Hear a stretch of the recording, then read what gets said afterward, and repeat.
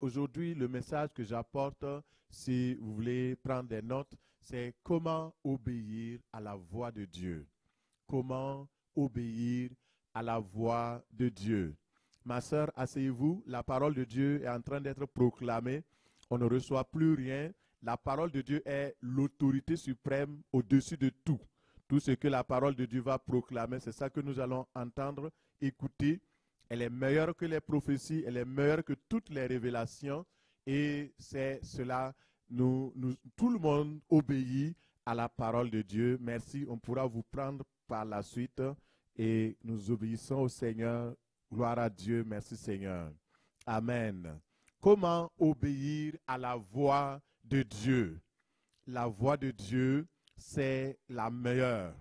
Lorsque nous entendons la voix du Saint-Esprit, lorsque nous entendons la voix de Dieu, Dieu parle. La parole de Dieu dit que Dieu parle tantôt d'une manière, tantôt d'une autre. Et souvent, nous ne prenons pas attention de saisir ce que Dieu dit. Mais la parole de Dieu veut que lorsque nous entendons la voix de Dieu, que nous n'endurcissons pas notre cœur, que nous prenons cela au sérieux et que nous puissions appliquer ce que l'Esprit veut que nous puissions faire. Dans le psaume 81, verset 13, nous prenons la parole de Dieu. Psaume, le livre des psaumes, 81, et au verset 13, nous lisons la parole de Dieu. Alors, psaume 81, et au verset 13, hop, on dirait que ce n'est pas le bon. Ok, vous allez vous repérer. Oh, si mon peuple m'écoutait, si Israël marchait dans mes voies, verset 14, en un instant, je confondrai tous ses ennemis. Je tournerai ma main contre leurs adversaires. Ceux qui haïssent l'Éternel le flatteraient et le bonheur d'Israël durerait toujours. Je le nourrirai du meilleur froment et je le rassasirai du miel du rocher. Parole du Seigneur. Amen. Gloire à Dieu. Le peuple de Dieu dit Amen. La parole de Dieu dit, si mon peuple m'écoutait, Dieu s'étonne que son peuple ne l'écoute pas. C'est étonnant pour un père que son enfant ne l'écoute pas. Ce qu'on attend d'un enfant, c'est que l'enfant écoute. C'est que l'enfant obéisse.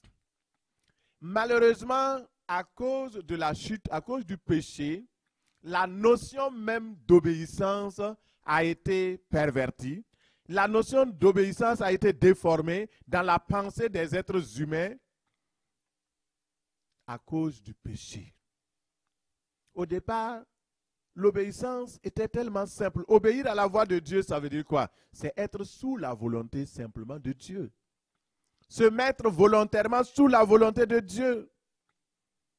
Or, la nature humaine refuse la soumission.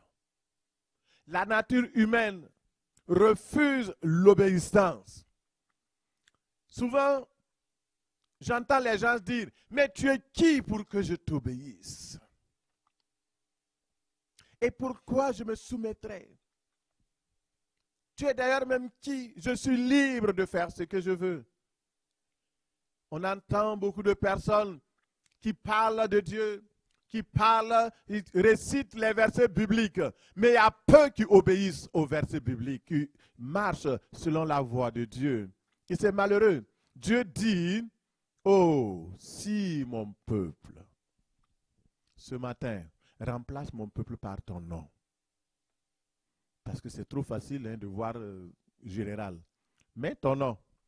Oh, si Matthieu m'écoutait. Oh, si Christophe marchait dans mes voies. Mais ton nom. Il dit, en un instant, je confondrai ses ennemis. Je tournerai ma main contre ses adversaires. Et ceux qui haïssent l'Éternel le flatteraient. Regardez, frères et sœurs, à l'origine, l'obéissance à la voix de Dieu, c'est juste un acte d'amour. Dieu est grand, tout puissant, il a toutes choses, il a tout créé, et à cause de sa position, à cause de qui il est, nous nous soumettons simplement. Mais le problème de l'insoumission, de la désobéissance est venu avec le péché dans le jardin d'Éden. Lorsque Adam et Ève ont soumis leur volonté à la volonté de Satan dans le jardin, tout s'est gâté. La confiance avec Dieu a été brisée et les choses sont devenues de plus en plus difficiles. Bien que l'homme sache que l'obéissance apporte la bénédiction, c'est difficile d'obéir. Bien que l'homme sache que la désobéissance amène le courroux de Dieu, l'homme se rebelle. Dieu est surpris que son peuple n'obéisse pas promptement à sa voix. Or, obéir est avantageux pour nous, oui ou non? C'est très avantageux d'obéir à Dieu. Je ne comprends pas. Ce matin, je me suis levé, je pensais au cas d'une personne. Peut-être que la personne va dire, ah oui, c'est de moi qu'on parle, mais si le Seigneur permet qu'on parle de toi, ça vaut mieux d'obéir. Dieu a fait une grande chose pour cette personne-là. Et avant de prier pour la personne, j'ai dit, est-ce que quand Dieu va faire le miracle pour toi, tu seras à mesure de dire merci à Dieu? Elle dit, oui, il n'y a pas de problème. Je vais dire merci. Je vais le dire publiquement, je vais témoigner. On a prié. Dieu a fait le miracle. Depuis, je dis à la personne, souviens-toi que tu as promis que tu vas dire merci à Dieu.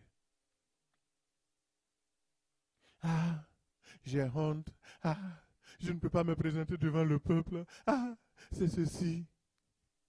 Maintenant, la personne vient à mon bureau avec un autre cas moins difficile. Il dit, il faut prier. Le Seigneur me dit, dis-lui la vérité. Parce que souvent, les pasteurs, ils ont peur de dire la vérité parce que les gens vont quitter l'église, ils vont partir. Mais mon frère, dis-lui la vérité. S'il veut obéir, qu'il obéisse. Parce que ce n'est pas à toi. Est-ce que je connais sa situation? Mais le Seigneur veut que juste tu donnes quelque chose, un cadeau à un enfant. Si l'enfant dit merci, tu es plus à l'aise de lui donner le cadeau demain, oui ou non, et plus. Donc la personne vient avec une situation moindre. Et la situation n'est pas exaucée. 3 mois, 6 mois. Et je dis, ok, ça là ce n'est rien. Il y a eu des cas pires que ça. Mais puisque tu n'as pas rendu grâce pour le premier qui est plus grand, le petit là, il ne te donnera pas. Je ne comprends pas. Est-ce que c'est difficile de venir simple, même juste, je dis, tu ne peux ne même pas prendre le micro, juste écrire une lettre, on va lire sur le pupitre. Et Dieu va débloquer ta situation. Mais non. Bah non. Non. Pourquoi je vais témoigner? D'ailleurs, est-ce que ça blesse Dieu? Est-ce que le pasteur a un problème avec ça? Est-ce que le diacre connaît un problème avec ça? C'est un problème. Continue.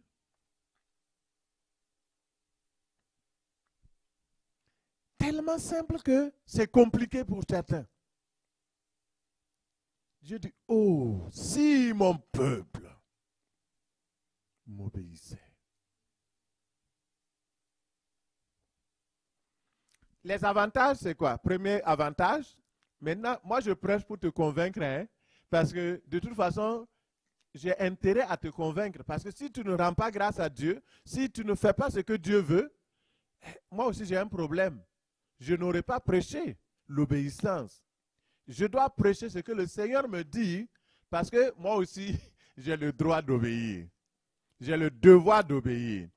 Donc, si je prêche, ne crois pas que, ah, pasteur, il est fâché aujourd'hui. Hein. Non, je suis en train de t'aider à avancer, à progresser dans l'obéissance. Moi-même, je suis en train d'exercer mon apprentissage de l'obéissance. Alors, donc, comprends-moi, s'il te plaît. La première chose, avantage, selon le psaume 81, 13, la première chose, c'est que tu auras la victoire sur les ennemis de toutes sortes.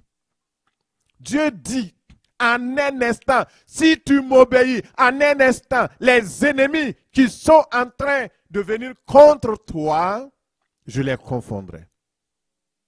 Je tournerai ma main contre tes adversaires. Ça veut dire quoi?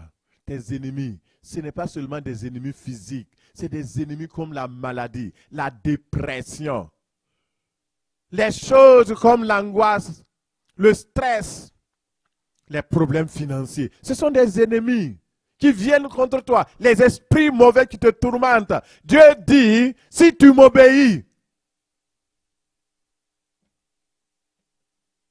Le problème, c'est l'obéissance. Deuxième chose, la soumission de tes ennemis. Tes ennemis, ceux et celles qui te haïssent, te flatteraient. Ils vont même te dire, ah, non, t'inquiète, nous sommes là pour toi. Troisième chose, le bonheur durable. Dieu dit, ton bonheur durerait éternellement.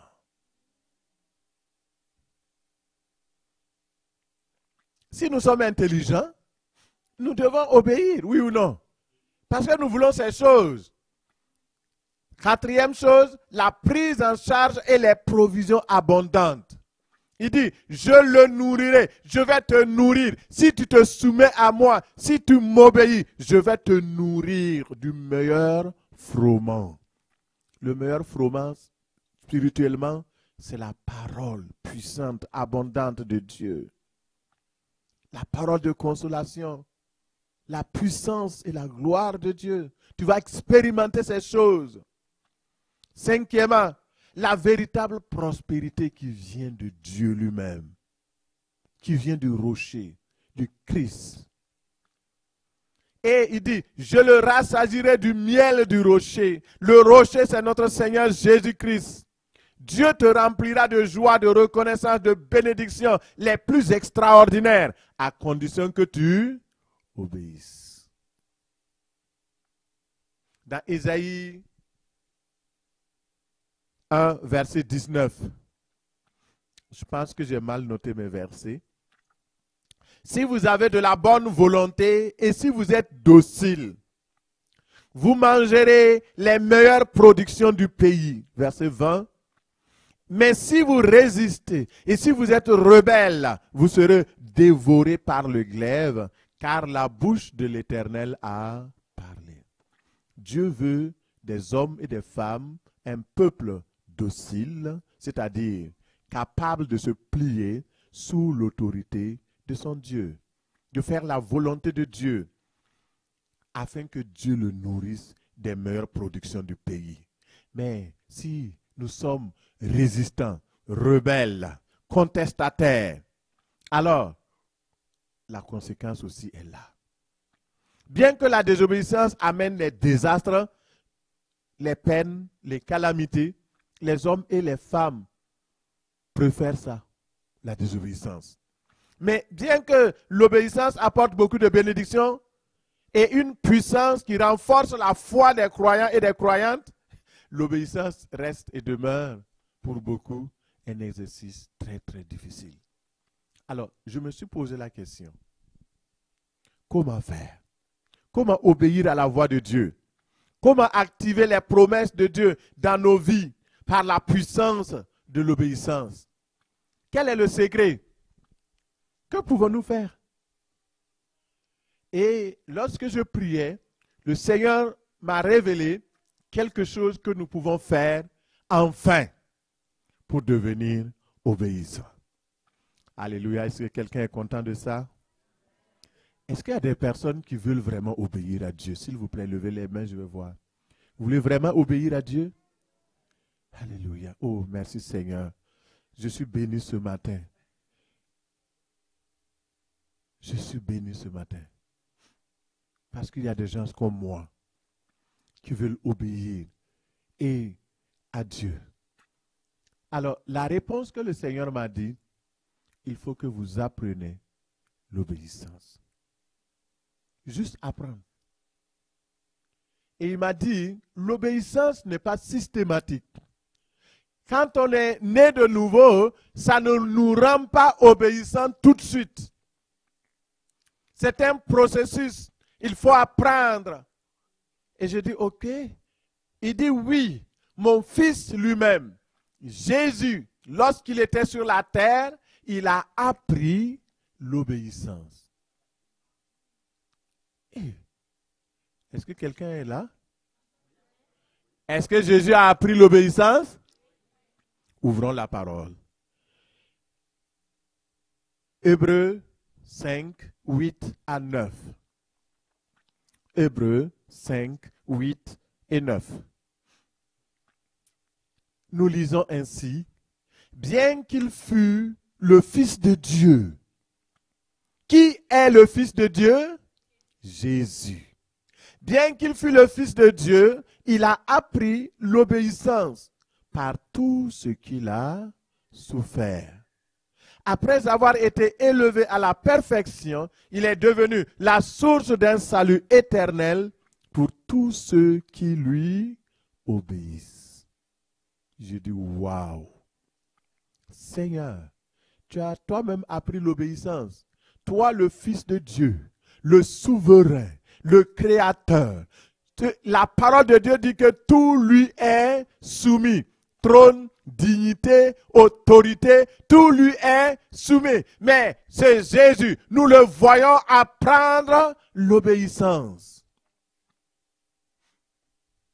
Pasteur, est-ce qu'il y a au moins un exemple dans la Bible qui montre que Jésus obéissait? Oui. Un jour, à 12 ans, il est resté dans le temple alors que ses parents croyaient qu'il était avec les amis. Ils sont partis. Ils ont fait 3 jours de marche. Après, ils se sont rendus compte que Jésus n'est pas là. Ils sont revenus au temple. Et ils ont dit, mais tu nous as donné la frayeur. On pensait que quelqu'un t'avait kidnappé. Jésus dit non. Il faut que je fasse la volonté de mon Père.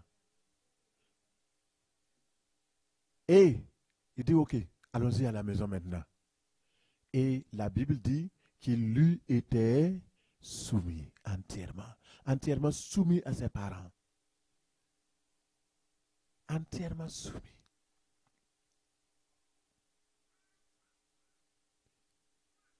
Jésus se soumettait à la volonté de Dieu. Il dit, non pas ma volonté, mais ta volonté.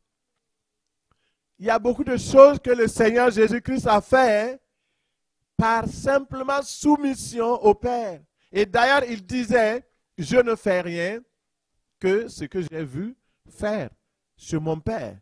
C'est-à-dire, ce que le Père me dit de faire, c'est ce que je fais. Et le passage que nous avons lu montre que Jésus, le Fils de Dieu, a appris l'obéissance. Et puisque lui-même, il a appris l'obéissance, il nous a donné la capacité d'apprendre aussi l'obéissance. Et pour que cette obéissance-là, alors, devienne une source en nous. Alléluia. Si le Seigneur Jésus-Christ lui-même a appris l'obéissance, qui sommes-nous pour refuser d'apprendre à obéir à Dieu? Beaucoup n'ont pas appris à obéir. C'est pourquoi ils ont des problèmes. Et surtout, nos enfants qui sont nés ici au Canada, que vous soyez de la nouvelle génération, de l'ancienne génération, vous savez, on nous a appris à l'école. Et ce que l'école veut nous apprendre, justement, c'est la désobéissance. On inculque l'esprit critique, l'esprit de critique. Il faut remettre tout en cause. Il ne faut jamais prendre pour acquis quelque chose. Il faut tout mettre. Il faut dire non d'abord, avant de vérifier. Mais Dieu, lui, nous dit, si tu obéis. Il n'a pas dit, tu cherches à savoir si c'est ça, si ce n'est pas. Non, Dieu, en réalité, contrairement à ce que beaucoup pensent, ne veut pas une obéissance aveugle. Non, ce n'est pas ça. Non, non, non. Ce n'est pas une obéissance aveugle. Mais l'obéissance dont Dieu veut, c'est que tu sois d'abord sûr que c'est lui qui a parlé. Si tu es sûr maintenant et tu refuses d'obéir, ah, là, ça devient de la rébellion. C'est pourquoi, frères et sœurs, nous devons obéir, apprendre à obéir à Dieu. L'obéissance de Jésus-Christ est un exemple pour nous. Dans le livre de Proverbes 13, verset 1, il est dit, un fils, une fille sage, écoute l'instruction de son père. Et ce matin, ma prière est que nous soyons sages. Sois sage au nom de Jésus. Je proclame la sagesse dans ta vie au nom de Jésus. Tu es une fille sage qui écoute l'instruction de ton Père céleste au nom de Jésus. Que le Seigneur nous donne la sagesse nécessaire pour obéir à l'instruction de notre Père céleste au nom puissant de Jésus. Vous voyez, souvent, c'est difficile vraiment d'obéir à Dieu. Souvent, Dieu va nous demander des choses très difficiles. Mais si nous obéissons, nous allons voir la gloire de Dieu. Un jour, le Seigneur demande à un prophète, le prophète Ézéchiel. Il dit, Ézéchiel, tu vois, mon peuple a péché. Je veux que tu prophétises à ce peuple. Mais je veux que tu fasses quelque chose d'unique. Dans Ézéchiel 4, verset 4, il dit, couche-toi sur le côté gauche, mets l'iniquité de ma maison, et tu porteras leur iniquité autant de jours que tu seras couché. Je te compterai un nombre de jours égal à celui des années de leur iniquité, 390 jours. Il y a des gens qui n'ont rien compris. Au départ, quand moi aussi j'ai lu, je n'avais rien compris. Mais vous savez, Dieu demande à un homme, comme toi et moi, de la même nature que nous, de dormir sur un côté pendant 390 jours.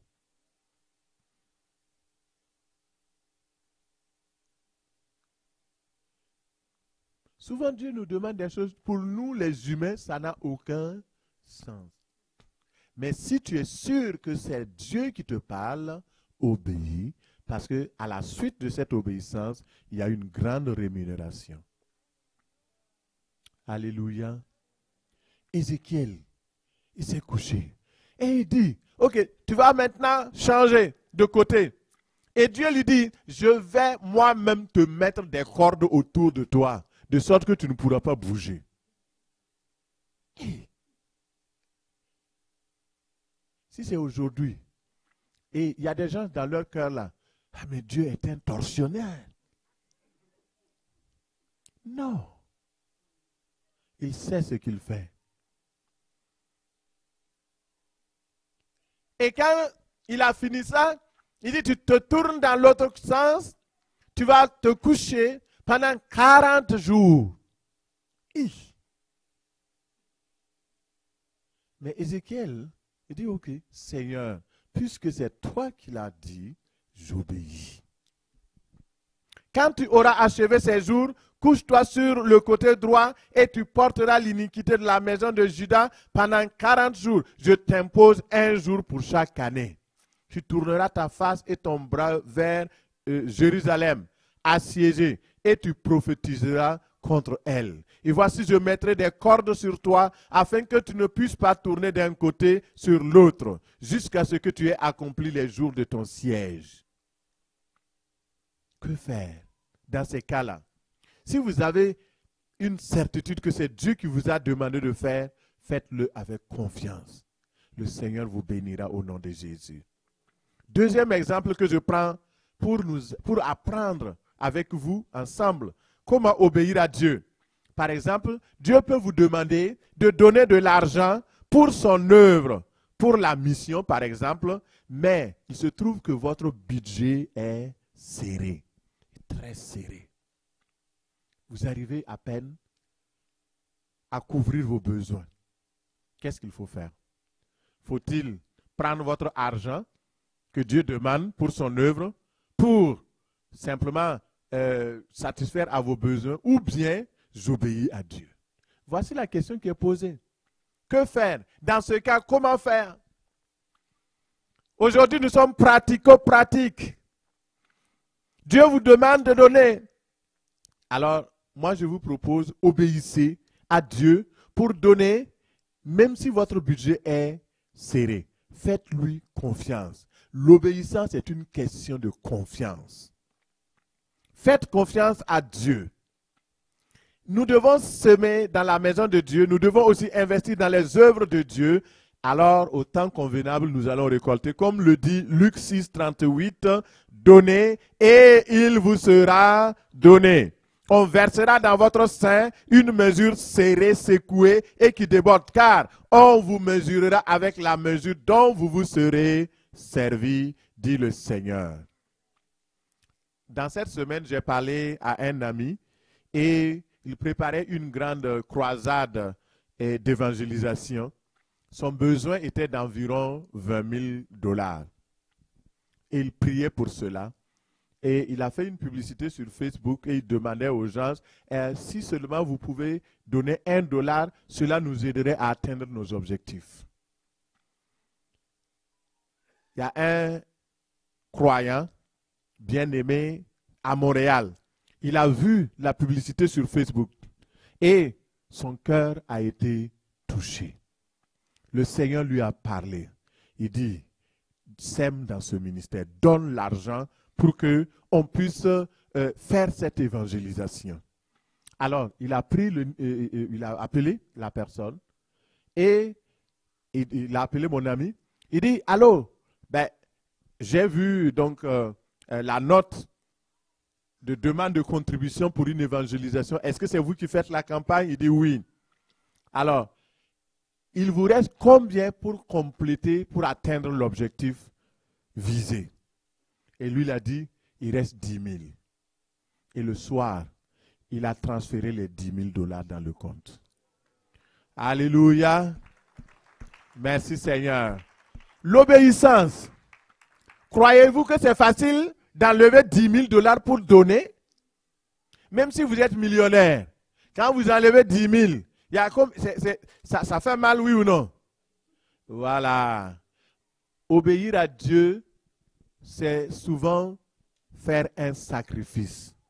Ça nous fait mal. Et David avait dit, je ne donnerai pas à l'Éternel ce qui ne me coûte rien. Dieu va nous demander certainement des choses qui vont nous coûter. Cette personne a obéi. J'ai travaillé 10 ans à la mission ici, bénévolement, sans prendre un sou. 10 ans. Et au moment où l'église décide, on va commencer à donner quelque chose au pasteur Mathieu, quand les premiers sous sont tombés dans mon compte, le Seigneur me dit, tu ne touches pas à ça. Tu vas prendre tout l'argent et je te montre 3 ministères dans lesquels tu vas envoyer l'argent. Croyez-vous que c'est facile? 10 ans. Tu attends le fruit. Le fruit est venu. On te dit, tu ne le manges pas. Donne d'abord à d'autres de manger. L'obéissance. J'ai semé. J'ai pris tout l'argent. J'ai envoyé dans les ministères. Les 3 ministères que le Seigneur m'a donnés. Et aujourd'hui, ce que nous récoltons, c'est cette semence-là.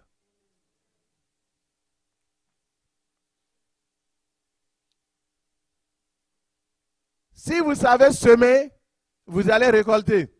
Si vous ne semez pas, vous n'allez rien récolter. L'obéissance vaut mieux que tout ce que vous allez faire par après.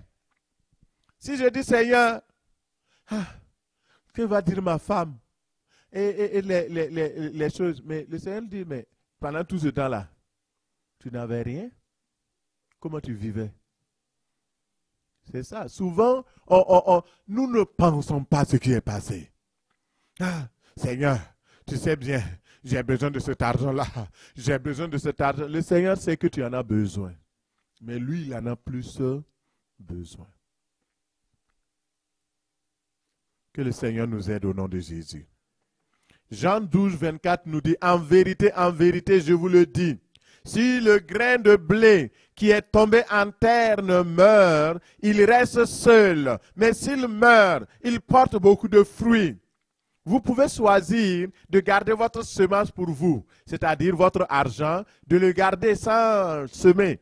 Mais ça ne portera pas d'intérêt. Mais si vous décidez d'obéir à Dieu, de laisser cette semence-là entre les mains du Dieu Tout-Puissant, vous allez récolter au centuple et plus au nom de Jésus. Dieu s'appelle El Shaddai. C'est le pourvoyeur et le multiplicateur. Et c'est lui qui nous donne. Alors faisons-lui simplement confiance. C'est simple. Et le Seigneur va vous retourner avec bénédiction en abondance au nom de Jésus. Aujourd'hui, là, je prends juste des exemples concrets. Hein. On va passer tout. Ton cas sera couvert. Dis à la personne à côté de toi, ton cas sera rencontré. Ton cas sera couvert. Alléluia. On veut simplement obéir, apprendre l'obéissance. On va apprendre. J'ai souvent appris l'obéissance dans la douleur. Dans la douleur. Parce que j'ai dit non. Quand vous avez un caractère comme le mien, c'est plus grave. Il y a des gens qui sont très durs. Durs, ne veulent rien savoir de l'obéissance. Heureusement que le Seigneur est là. Regardez Moïse. Dieu dit, va délivrer mon peuple. Moïse dit, écoute, va toi-même. Va toi-même. Imaginez que l'homme peut faire ça. Mais il dit, mais cherche qui tu veux. C'est la même chose. Va toi-même. Trouve la personne que tu veux, mais moi, oublie-moi. Souvent, c'est ce que nous répondons à Dieu. On te dit, il faut servir dans l'église, il faut faire quelque chose pour le Seigneur. Non, moi, non. Ouais. J'ai déjà servi. J'ai été dans d'autres églises. On a servi et puis on n'a rien eu. Non, mon frère, si tu veux savoir, si tu veux avoir quelque chose de quelqu'un, ne sers pas Dieu, tu ne sers pas à quelqu'un. Ce n'est pas le pasteur que tu sers, mon frère, ma soeur. Si pour toi, servir Dieu, c'est juste que les hommes voient ce que tu fais, tu as raté. Merci même, ne viens même pas servir. Parce que tu vas nous embrouiller. Alors, troisième exemple que je prends ce matin. Dieu vous demande de pardonner quelque chose qui vous fait vraiment mal. C'est-à-dire que là, la personne vous a fait tellement mal, blessé terriblement. Dieu dit, pardonne. Et tu dis, qu'est-ce que je vais faire? En 2019, c'est pas loin, j'ai été appelé en urgence pour prier pour une personne. Quand je suis arrivé, la personne était couchée pendant au moins 3 semaines. Elle ne pouvait pas, 2 ou 3 semaines, elle ne pouvait pas se lever. Le matin, on lève la personne, on la couche, on fait les toilettes, on fait les choses, etc. La personne ne peut pas se lever. J'arrive, on dit, viens au secours, pasteur, prie. J'aime prier pour les gens. C'est bien. Mais quand je suis arrivé au chevet de cette personne, le Seigneur me dit, pose-lui la question, est-ce qu'il a quelque chose à me dire? Autrement dit, est-ce qu'il a quelque chose à confesser? Il me dit, ah oui, avant de tomber malade, j'ai fait un rêve. Je dis, raconte-moi ton rêve. Souvent, quand vous faites des rêves et que vous tombez malade après, ça veut dire que votre maladie est liée au fait de votre rêve. Et il me raconte, l'histoire est longue, mais je vais faire quelque chose de court. Elle me dit, écoute, quand j'ai rêvé, j'ai vu une personne qui est ennemie jurée de moi et de ma famille. Et cette personne est venue me demander pardon dans le rêve.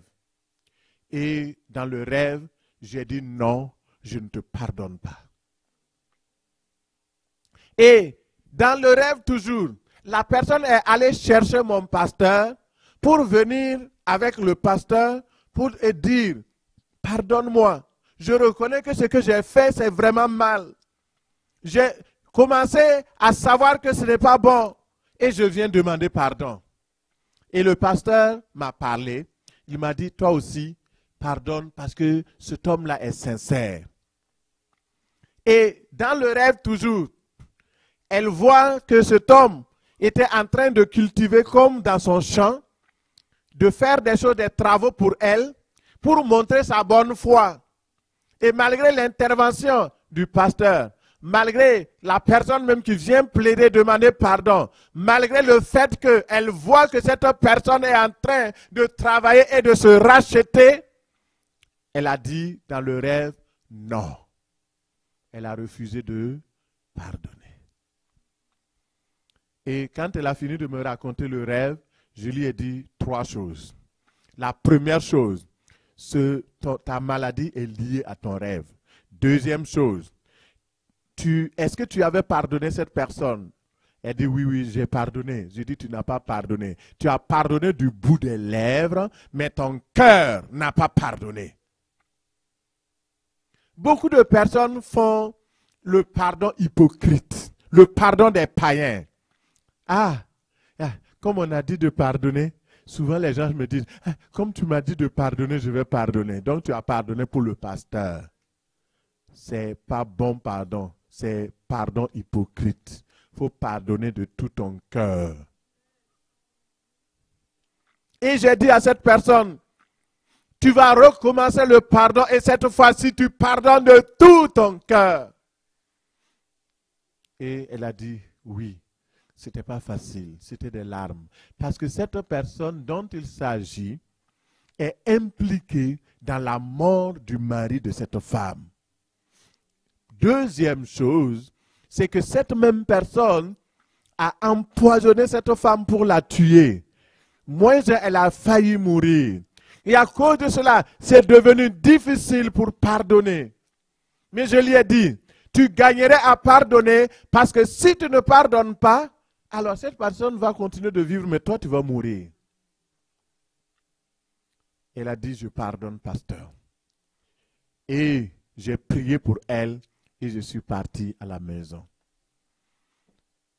Quelques heures après, on m'a appelé. Elle s'est levée.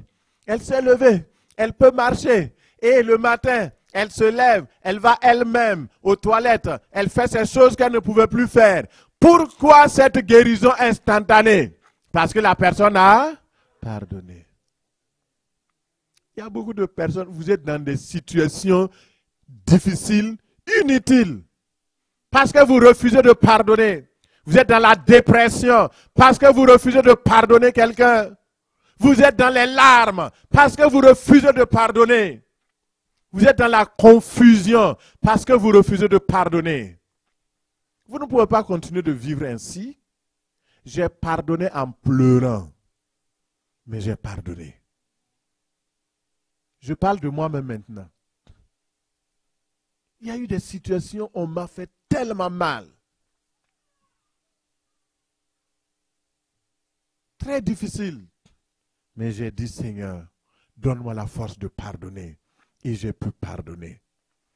Alors, frères et sœurs, aux États-Unis, Dieu avait demandé à une femme. Cette femme-là s'appelle Mary Johnson.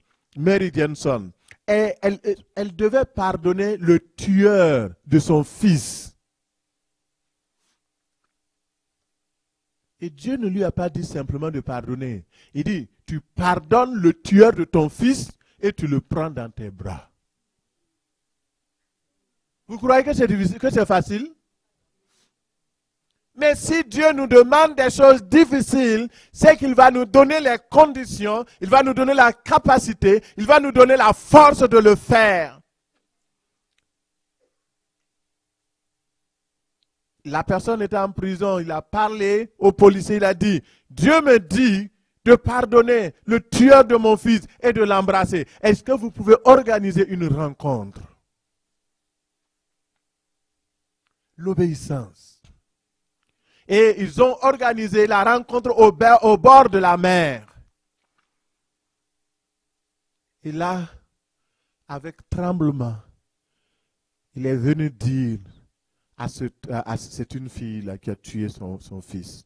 Il dit, écoute, je te pardonne. Tu as pris quelque chose de cher de moi, mais je te pardonne au nom de Jésus. Et en plus de cela, pour obéir à Dieu, je te prends dans mes bras. Quand il a pris la tueuse entre ses bras, et elle raconte plus tard, et les personnes qui étaient là, parce qu'il fallait organiser, il fallait quand même qu'il y ait de la sécurité, on ne savait pas ce qu'elle allait faire. Et là, il commence à crier, quelque chose est sorti de moi, quelque chose est sorti de moi. Quelque chose est sorti de moi. Qu'est-ce qui est sorti? La haine, l'amertume, la colère, le ressentiment négatif, l'esprit de vengeance est parti. Et cette femme a été libérée.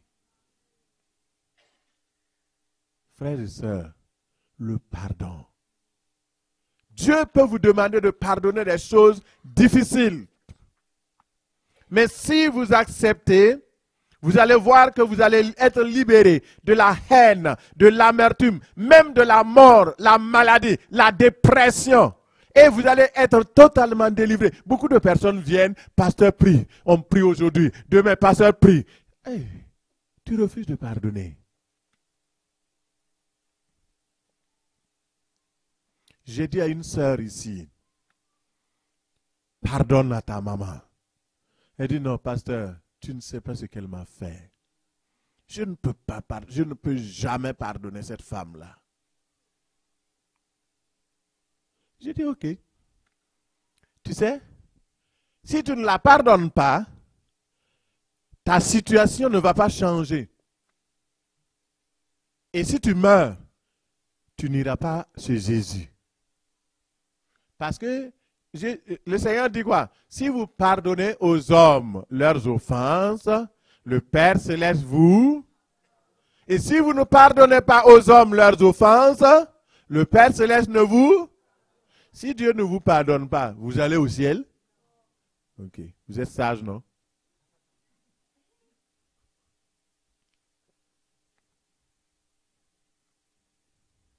Si Dieu vous demande de pardonner, obéissez. Pardonnez. Même si cela fait mal. Vous serez délivrés et bénis. Dieu vous pardonnera. Il vous pardonnera. Et il vous bénira. Je prends le dernier exemple. Dieu vous demande d'aimer une personne peu aimable. Une personne qui est peut-être votre ennemi, votre adversaire. Ça peut être votre mari qui est votre ennemi. Ça peut être votre femme qui est devenue votre ennemi. Ça peut être vos enfants. La parole de Dieu dit que l'homme aura pour ennemi les gens de sa maison. Ça peut être ton cousin, ta cousine qui est devenu ton ennemi. C'est difficile de pardonner des personnes qui nous ont blessés et qui sont proches de nous. Oui ou non? C'est difficile. Mais si Dieu te dit d'aimer une personne peu aimable, une personne coriace et difficile, c'est qu'il y a une raison à cela. Luc 6, 27 nous dit, mais je vous le dis, à vous qui m'écoutez, et toutes les personnes qui m'écoutez sur Internet, vous m'écoutez également, toutes les personnes qui sont là ce matin, vous m'écoutez. Le Seigneur dit, vous qui m'écoutez, aimez vos ennemis, faites du bien à ceux qui vous haïssent, bénissez ceux qui vous maudissent, et priez pour ceux et celles qui vous maltraitent. C'est la parole de Dieu, ce n'est pas la mienne. Dis Amen. C'est ça. Béni. Il faut revenir à l'évangile pur. On a édulcoré l'évangile. Venez, vous allez être bénis, millionnaire, machin. Tu n'obéis pas, tu auras zéro. Même si tu gagnes les millions, là, tu vas mourir, tu ne vas pas voir Jésus. Ça te sert à quoi?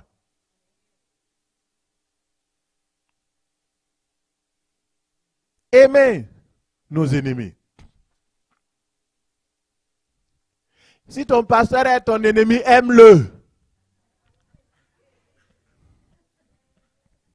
On n'a pas le droit de ne pas aimer. Aime-le. Aimez vos ennemis, faites du bien, prêtez sans rien espérer, et votre récompense sera grande. Et vous serez fils du Dieu très haut, car il est bon pour les ingrats et les méchants. Lorsque vous apprenez à aimer les personnes qui ne vous aiment pas, alors il y a un miracle qui commence à se faire dans votre vie. Et pourquoi Dieu permet qu'il y ait des ennemis? Vous savez? La réponse est simple. Oh, je vais appeler les enfants de l'Ecodim là. Pourquoi Dieu permet que vous ayez des ennemis? Non, oui, ça c'est une bonne réponse. Oui, Jean-Pierre. Ensuite, oui? Pour exercer l'amour. Pour apprendre à aimer. Les ennemis nous apprennent à aimer. Dieu dit d'aimer les ennemis. C'est le degré le plus élevé, non? C'est exercer. Exerçons-nous. Alléluia. Dans le livre de 1 Roi 11, Dieu a suscité un adversaire à Salomon, un ennemi et même deux ennemis. Vous savez pourquoi? Parce qu'à un moment donné, si nous vivons même sans ennemis là, nous devenons froids. Nous ne faisons plus, on reste sans rien faire. On désobéit à Dieu. Mais lorsqu'il y a des ennemis autour de nous, nous sommes collés à Dieu pour nous défendre. Vous comprenez, non? Seigneur, on ne va pas prier pour que tu amènes des ennemis. Mais si les ennemis sont nécessaires pour la poursuite de notre foi, amène-les. C'est important. Les ennemis sont là pour nous garder éveillés et dépendants de Dieu. Ils sont là pour que Dieu fasse éclater sa gloire. Ils sont là pour notre élévation. Quand nous sommes tranquilles, tout est repos, il n'y a pas d'ennemis, alors nous commençons à faiblir dans la foi. C'est pourquoi souvent Dieu envoie des ennemis, des adversités, des difficultés pour nous éveiller. Là, on commence à se lever. Oh, alléluia, gloire à Dieu, au nom de Jésus, au nom de Jésus. Mais quand tout est calme, on respire, on ronfle. Mon frère, ne ronfle pas dans la foi.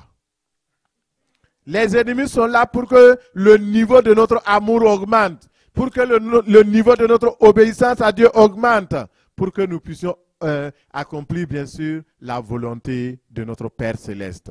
Aimez vos ennemis, surtout les ennemis de votre maison. Aimez-les. Les ennemis au travail, les ennemis de l'église. Vous savez, il y a des gens qui sont là, juste à l'église, pour vous provoquer. Ne vous inquiétez pas. Et je le dis très bien, je sais que dans cette église, il n'y en a pas, mais je parle d'autres églises là. Non, dans cette assemblée, tout est parfait.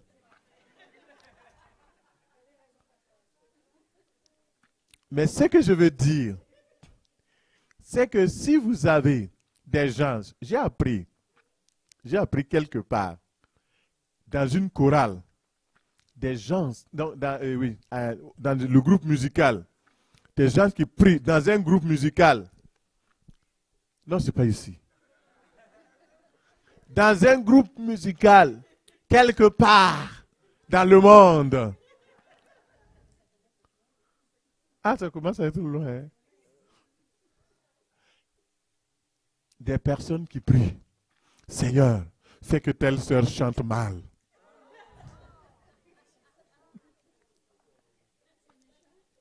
Parce que si elle chante mal, elle, sa voix elle va être bien vue, bien entendue et on va l'apprécier.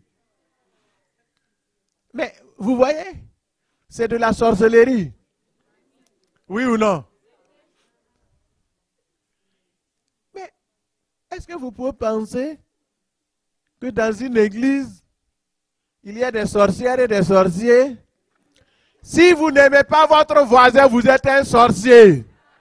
Si vous n'aimez pas votre voisine, vous êtes une sorcière.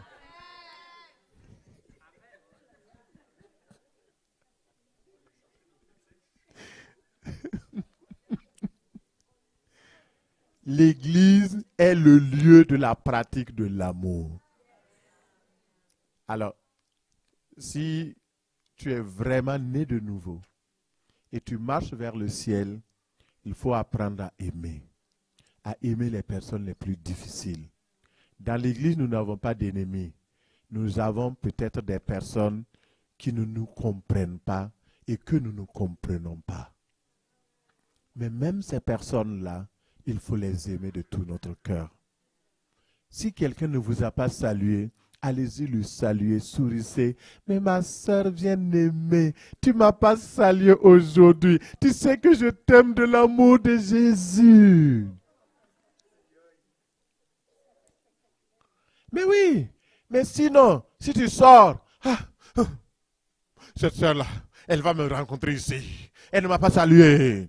Et puis tu pars, tu commences à dire, tu vois la soeur là, elle est comme ça. Tu dis à l'autre, tu dis à l'autre. Ça, c'est de la sorcellerie.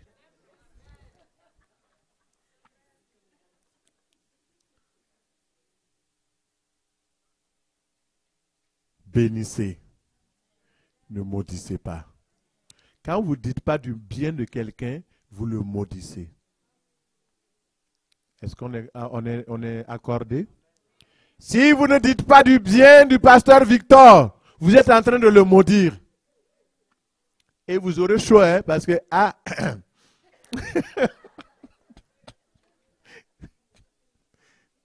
vaut mieux le bénir, hein. Alléluia. C'est difficile d'aimer des gens proches de nous qui nous ont blessés profondément. Des gens qui ont profité de nous, qui ont fait de nous leurs victimes. Mais j'ai quelques conseils à donner à ces personnes parce que le Seigneur m'a dit, il y aura dans l'assemblée aujourd'hui des personnes qui auront besoin de ce message-là. Je vais vous donner les astuces. Prenez rapidement. La première chose, comment obéir à la parole de Jésus d'aimer nos ennemis, surtout nos ennemis les plus proches qui nous ont fait tellement de mal. La première chose, priez pour eux. Je prie pour mes ennemis. Je demande à Dieu une force surnaturelle de leur pardonner de tout ton cœur. C'est difficile de prier pour les gens que nous n'aimons pas. Mais prie. Il y a à peu près un mois, nous étions revenus de Ottawa et on s'en allait à Montréal. Et le GPS nous a joué un sale tour et on était au milieu de la route et on voulait prendre une bretelle. Et en prenant la bretelle, il y a une personne qui arrivait à la vitesse de l'autoroute alors que la bretelle faisait environ 55 km. Il n'a pas ralenti. Et comme nous avons embarqué, alors il est venu, il a dû freiner pour ne pas rentrer sur nous. Et là, il est parti, donc nous barrer la route pour sortir, pour baisser ses fenêtres et choses, pour nous insulter pendant 5 minutes. Plus m'insulter parce que c'est moi qui étais au volant. Il a sacré de tous les sacres du Québec. Il a égrené son chapelet. Il m'a traité de tout. Il m'a même traité de Mamadou. Crise de Mamadou. Mais vous savez, Dieu fait toutes choses bonnes. Pendant ce temps, nous, on était en train de lui dire, pardon, c'est nous qui avons tort. Oui, c'est vrai que le GPS nous a joué un tour. Ah, mais oui, j'ai des enfants. J'ai dit, oh, nous aussi, on a un enfant. Et il nous a insulté. Et, vous voyez, on n'a même pas, c'est-à-dire, ça ne venait même pas à notre idée de répliquer. Ah, si ça là, c'était à une autre époque. Mon frère. Ah là là là là là là. Ah! Oh. Mais je suis resté tout tranquille. Il a fini d'insulter. Mais après, le Seigneur me dit, mais l'affaire de Mamadou, là, ça vient de faire quoi ici? Et je vais vous révéler quelque chose. Si vous êtes soumis à Dieu, si vous obéissez à Dieu, même lorsque vos ennemis vont se lever pour vous dire du mal, vous maudire, vous faire des choses, alors Dieu permettra que de leur bouche sorte la bénédiction. Mamadou, ça veut dire le glorifier.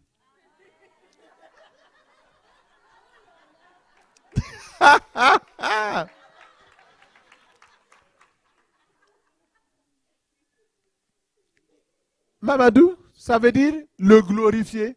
Celui qui est élevé. Celui qui est glorifié. Seigneur, amène d'autres personnes pour me bénir comme ça.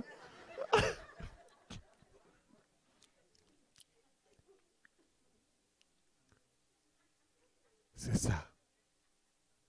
Si le Seigneur vous est favorable, il va disposer vos ennemis, vos adversaires, pour vous faire du bien. Si vous obéissez, le Seigneur va le faire. Mais imaginez, si moi aussi je m'étais mis à insulter, peut-être même je n'allais même pas entendre ce qu'il avait dit. Vous comprenez que le Seigneur nous aide au nom de Jésus. Alléluia. Pendant la Deuxième Guerre mondiale, il y a un homme qui s'appelle Martin Niemöller, il était pasteur en Allemagne. Il fut arrêté par les nazis et condamné. Et lorsqu'il était en prison, chaque jour, il priait pour ses ennemis. Et les autres co-détenus, les prisonniers lui ont demandé, mais ça ne va pas. Pourquoi tu pries pour les ennemis? Et il dit non. Et voici sa réponse. Connaissez-vous des gens qui ont plus besoin de nos prières que de nos ennemis? Ceux qui ont besoin de plus de nos prières, ce ne sont pas nos amis, ce sont nos ennemis. Jésus dit prier pour vos ennemis. Et grâce à ses prières pour ses ennemis, il a été libéré, tandis que les autres sont morts en prison, d'autres ont été envoyés dans les camps de concentration. Bon, je vais plus rapidement maintenant parce qu'il faut terminer. Alors, deuxième chose, vous priez pour vos... première chose, priez pour vos ennemis. Deuxième chose, saluez vos ennemis. Saluez vos ennemis. Vous savez, dire bonjour à quelqu'un, ça veut dire, bonjour, ça veut dire, je souhaite que ton jour soit bon. Ça veut dire, je veux ta paix. Si vous ne savez pas saluer, Jésus dit, si vous saluez seulement vos amis, que faites-vous de différent? Les publicains aussi, les pécheurs aussi font la même, oui ou non? Saluez vos ennemis. Ne les évitez pas, ne vous écartez pas, aimez-les, priez pour eux, saluez vos ennemis. Deuxième chose que je vais vous montrer, ça c'est une bombe puissante, là, c'est un secret. Il faut apprendre à désarmer vos ennemis. Désarmer vos ennemis. Et c'est important. Comment désarmer mes ennemis? C'est faire exactement la chose dont ils ne s'attendent pas de vous. Vos ennemis s'attendent à ce que vous insultez. Vos ennemis s'attendent à ce que vous vous levez pour les frapper. Faites tout à fait le contraire. Vous les désarmez. Alléluia. Un jour, dans un village où j'étais pasteur, Et il y avait un homme qui était contre l'église et contre moi. Tellement contre. Et un jour, ma femme revient en pleurant. Elle me supplie. S'il te plaît, est-ce que tu peux aller prier pour telle personne? Est-ce que tu peux aller prier pour telle personne? Je dis non. Pourquoi? Il dit, il est malade, il va mourir. Je dis ok. Je dis je vais aller juste à cause de tes larmes. Mais sinon tu sais très bien que je n'irai jamais prier pour lui. Pourquoi? Cet homme nous a fait tellement du mal. Mais, souvent, ça prend une personne pour venir nous inciter à pardonner, pour nous inciter à aller donc donner quelque chose. Et j'ai dit, Seigneur, aide-moi, donne-moi la force d'aller faire du bien. Je lui ai pardonné. Mais pour lui faire du bien, là, c'était un problème. Là. Ah non, je ne pouvais pas. Et ma femme a insisté, elle pleurait vraiment pour cet homme. Je suis parti et j'ai salué tout le monde. Il y avait toute une gang là. C'est un homme politique qui a passé son temps à tuer ses adversaires, à faire du mal là, dans tout le village.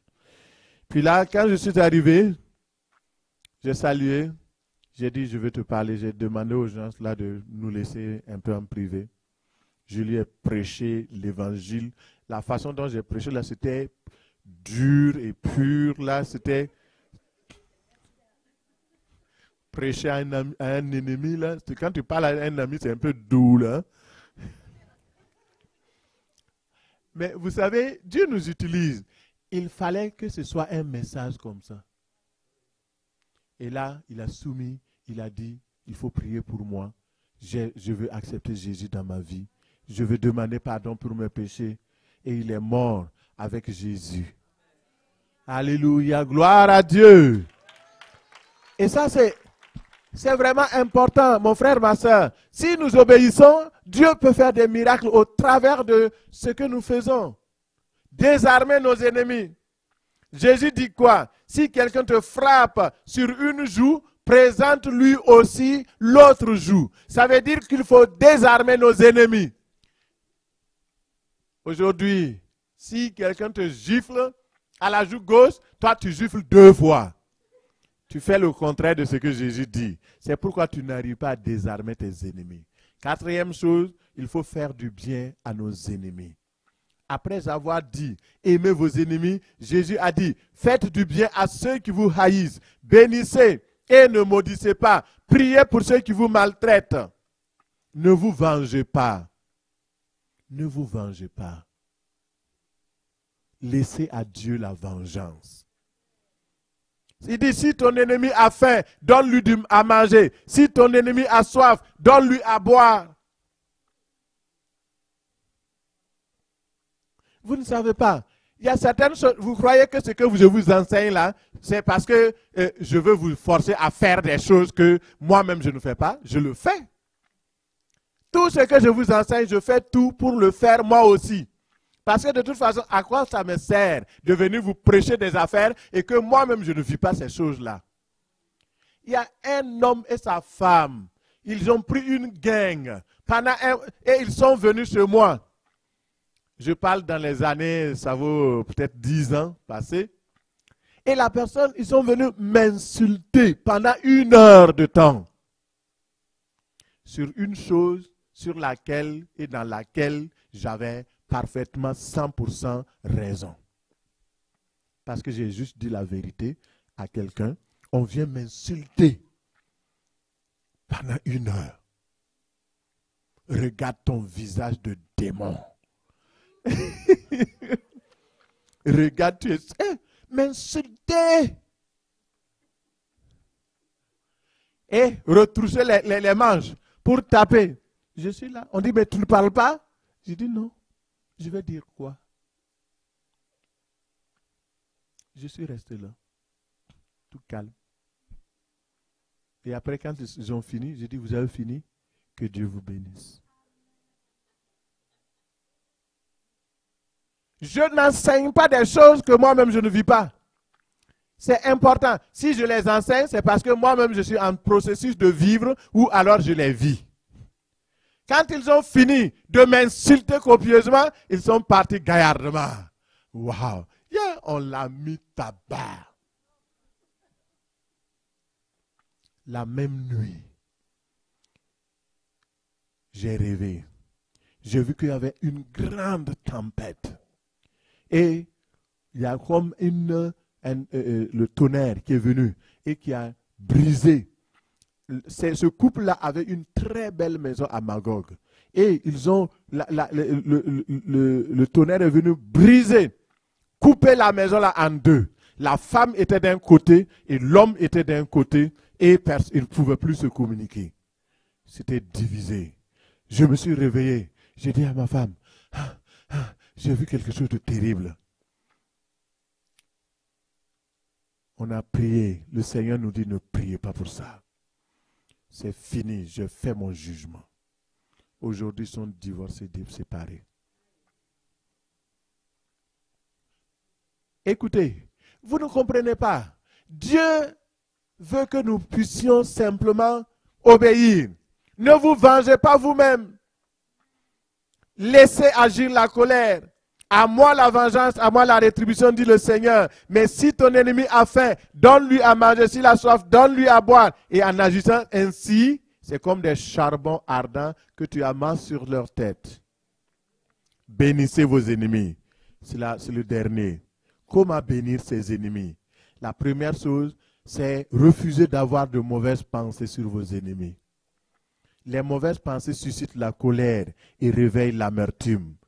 Refusez de parler mal de ceux qui vous ont fait du mal.